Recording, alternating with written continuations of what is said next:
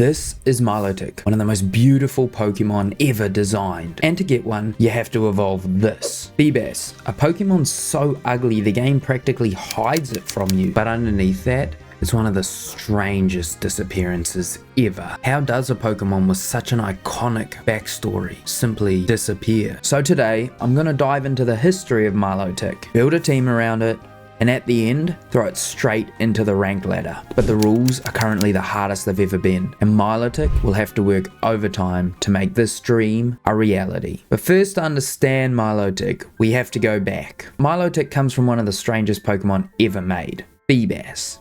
A completely useless fish that spawns on only 6 tiles on Route 119 in Pokemon Ruby, Sapphire and Emerald. Not 6 areas, 6 individual tiles. So unless you were incredibly patient or incredibly lucky, you just weren't finding one. I wasn't patient. I knew it existed, but I wasn't willing to spend hours fishing every tile hoping I got lucky. My friend was though. And not just one. He caught an entire box of them, which is already ridiculous. But then he traded me one and left me to figure out how to evolve it, which is where things get worse. Because Feebas didn't evolve normally. You can't just level it up and you can't use a stone. Instead, you have to max out its beauty stats using Pokeblocks, which means farming berries, blending them, feeding them one by one, and hoping you didn't mess up along the way. So I spent about a week doing this. And eventually it worked. One rare candy, one level up, and suddenly the ugliest Pokemon I owned became the most beautiful. But that still leaves a question. How did something like this become competitive? Milotic ended up filling 2 very different roles. The first was punishing you for playing the game normally. Its ability, competitive, meant that any stat drop turned into a +2 special attack boost. So something like Intimidate, which is normally one of the best abilities in the game, became a liability when staring down Milotic. But that's only half of it, because Milotic also just didn't die. It has high special bulk, access to recovery, and just enough damage to be annoying. So it could either punish you for interacting with it, or just sit there and refuse to go down. Its second role was as a bulky defensive Pokemon. Its ability Marvel Scale meant that when it got affected with a status condition, it got an increase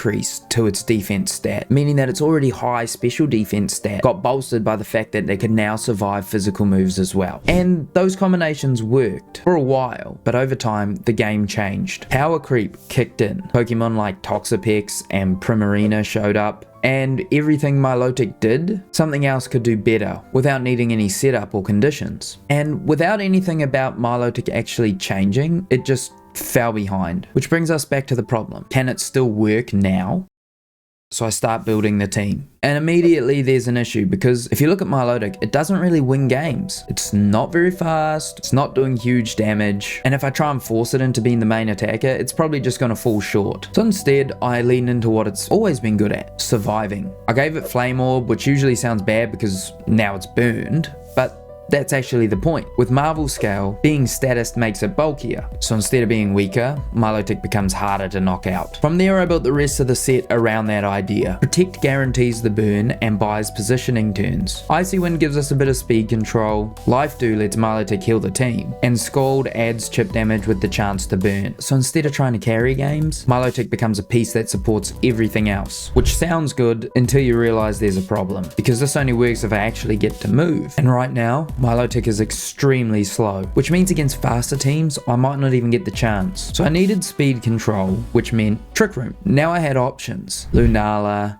Indeedee, Farigiraf, all solid choices, but instead I went with Calyrex Ice, because it doesn't just set Trick Room, it also gives us a win condition. Every time it picks up a knockout, it gets even stronger, which means Milotic doesn't need to win the game, it just needs to keep something else alive long enough to do it. Then I added Terapagos, a bulky special attacker that thrives under Trick Room, and can quickly take over games if left unchecked. Also, its signature move, Terra Starstorm, deals ridiculous damage. Incineroar and Rillaboom came next. The strongest pivot core in the format. Between Fake Out, Switching Pressure, and General Control, they make every turn harder for our opponent. And finally, Raging Bolt, giving the team priority and a way to function even if Trick Room isn't set up. So now, the team is complete. Everything works together. Everything makes sense. But there's still one problem. Milotic is easily the weakest Pokemon on this team. Every other slot earns its place through raw strength. Milotic has to earn it another way, and I still don't know if it can. So there's only one way to find out, out by queuing into the ranked ladder. The first game starts and the plan is simple. Set up Trick Room and then let Calyrex take over. My opponent leads Miraidon and Whimsicott into my Calyrex and Rillaboom. Perfect. Fake out the Miraidon, set Trick Room for free, and we're in control. Except there's one problem. My Calyrex doesn't have Trick Room, which raises a very important question. What happened to Trick Room? And the answer is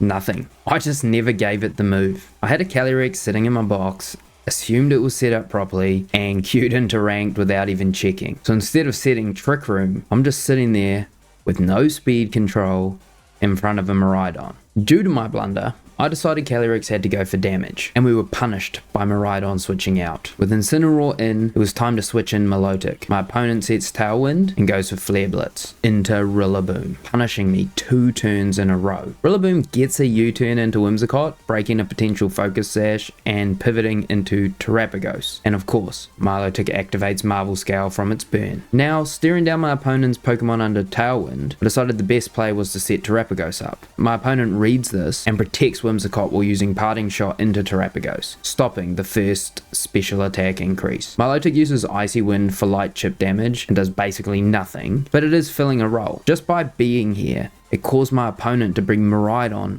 onto the field, which is actually beneficial to us. Now that Terapagos has 1 special defense increase, it was only right to see if we could start sweeping, as our opponent is threatening huge damage from Miraidon. At the same time, I'm not sure if Milotic can survive an Electro Drift, so I pivot into Rillaboom. My opponent reads this play, pivots Miraidon into Incineroar, and hits us with the worst possible move, Encore. Now we're locked into Calm Mind, but little did they know this would come back to bite them in a few turns. Being locked into Calm Mind against Miraidon meant that I wasn't too concerned. Even if Incineroar uses Parting Shot, we still retain our special defense boosts and become incredibly difficult to handle. Rillaboom pivots into Milotic.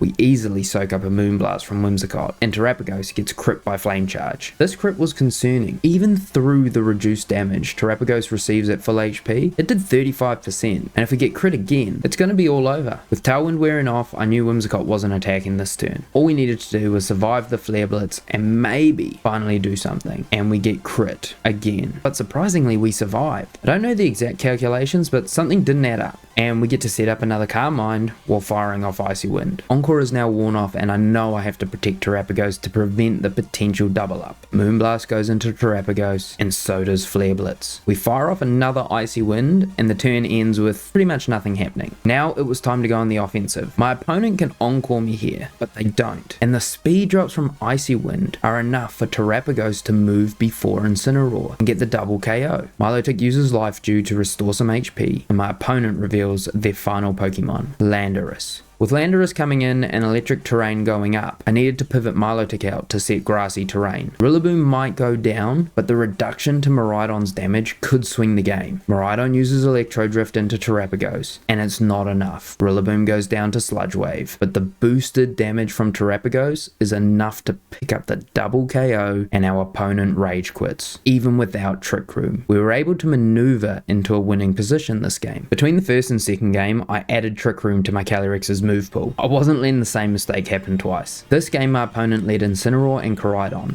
a powerful combo. I went with the same lead, Calyrex and Rillaboom. My theory was simple. If I can fake out the threat, I can set up Trick Room. And even though I was 90% certain Calyrex would take a fake out from Incineroar, it was still my best play. We trade fake outs and not much happens turn 1. Again, I decide to set up Trick Room. With Koraidon being such a threat, I also needed to terrestrialize to avoid a one-hit KO from Flame Charge or Flare Blitz. Calyrex eats the Flare Blitz, while our recently pivoted Milotic tanks a U-turn from Incineroar. The opponent pivots into Rillaboom, and my heart sinks. We got Trick Room up, but now my opponent can fake out and pivot to stall turns. With that in mind, I protect both Pokemon to see what my opponent goes for, and to my surprise, they protect Koraidon. Because of that protect, I'm free to fire off Glacial Lance and start getting damage. My opponent switches into Incineroar and Grassy Glide comes out from Rillaboom, but we get off a Glacial Lance and deal solid chip damage into Rillaboom, even through 2 Intimidates. I was aware of the Grassy Glide threat, so Milotic was actually already ready to use Life Dew, healing itself, and more importantly, Calyrex. Not ignoring the -2 attack drop on Calyrex, I used the expected fake out turn to pivot into Terapagos. At the same time, Milotic has soaked a lot of pressure, so losing it would be bad. I pivot into Rillaboom as well. Surprisingly, my opponent goes for fake out, but with the wrong Pokemon, and it fails. Incineroar goes for knockoff into the Rillaboom slot, removing our Assault Vest. The turn didn't make much sense, but I can only assume they mixed up the two fake outs. Staring down Incineroar and Rillaboom, I didn't feel Terapagos was in danger. I knew that if I could remove Rillaboom with the U-turn, I'd be in a prime position to deal with the board using Calyrex and Milotic. I go for the U-turn, but my opponent moves first and KOs Rillaboom with Flare Blitz. Calm Mind goes off cleanly. The opposing Rillaboom pivots into Koraidon. Trick Room wears off, but because of that pivot, I can bring Calyrex in for free and try and set it again. Terapagos protects to avoid damage, Incineroar knocks off Calyrex leftovers, but that's all I needed to set Trick Room. With Trick Room up, I'm free to attack. My opponent protects Koraidon into Glacial Lance, while Incineroar knocks off Terapagos' Life Orb, but I accounted for this. Earth Power hits Incineroar, and we're suddenly back to a 3v3. Rillaboom comes in for Incineroar, and I decide to double protect to avoid fake out. The turn ends with basically nothing happening. Trick Room is still up, so I can attack with both Pokemon. Calyrex moves first, so I fire off Glacial Lance, hoping for a double KO, but my opponent terrestrializes Rillaboom and protects Koraidon. Glacial Lance isn't enough to KO Rillaboom, but anticipating Protect, I had Terapagos target that slot as well, and it's now a 3 versus 2. My opponent's last Pokemon is Fluttermane, which under Trick Room is the slowest thing on the field. Fluttermane protects, and Glacial Lance doesn't quite KO Koraidon, but that was within the plan.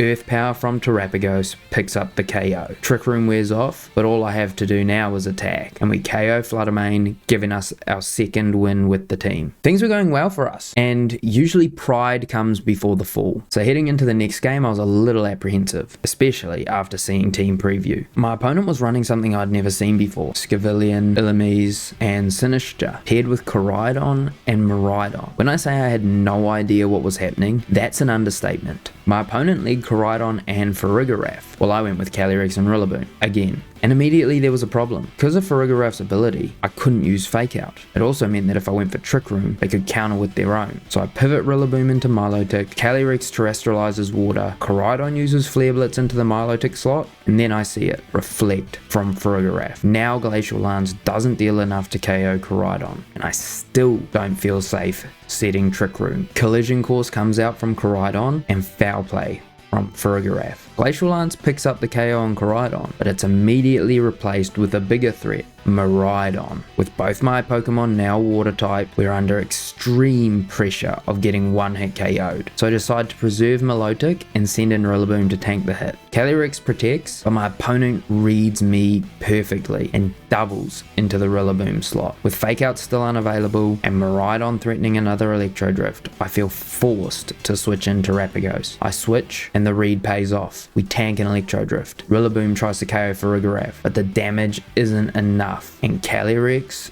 eats a Foul Play. This is rough. My opponent has only clicked Electro Drift, so I have to assume it's Choice Specs or Choice Scarf. If I don't protect Calyrex here, that could be the game, and my opponent plays me perfectly. They set up a Calm Mind, or Terapagos KOs Farigiraf, and the final replacement is Sinistcha. Feeling like I needed to match the Calm Mind pressure, I pivot Calyrex into Rillaboom, who tanks an Electro Drift. That lets Terapagos set up a Calm Mind, but then the strangest thing happens. Sinistcha also goes for Calm Mind. I've never seen this strategy before, and my thoughts start scrambling. I don't go for Fake Out, and look, I don't know why. And instead I just pivot Rillaboom into Calyrex. My opponent sets another Calm Mind. Terapagos follows with one of its own, but Sinistcha fires off Matcha Gotcha and deletes Calyrex. That turn might have ended the game. Rillaboom comes back in to replace it. This time Fake Out goes into Miraidon, and so does Earth Power, but it's not enough to KO. If only I'd gone for that last turn. Matcha Gotcha chips us again, and we move towards the final turns. My opponent uses Rage Powder. Miraidon fires off Parabolic Charge, and I spiral again. With Rage Power and Parabolic Charge, they can heal indefinitely while redirecting every attack away from Miraidon, and that's exactly what happens. A few turns later, we lose the match.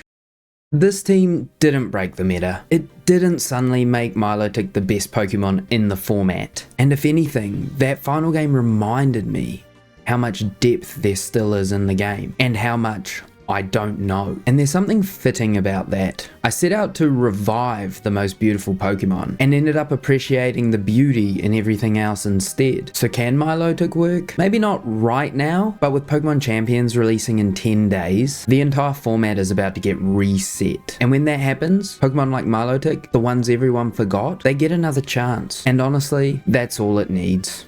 When Champions drops, I'm building everything. The first team I'm building revolves around Mega Raichu. If there's a Pokemon you want to see revived in the next format, tell me, and we'll make it work. And if you want to see another team that probably shouldn't work, watch this one.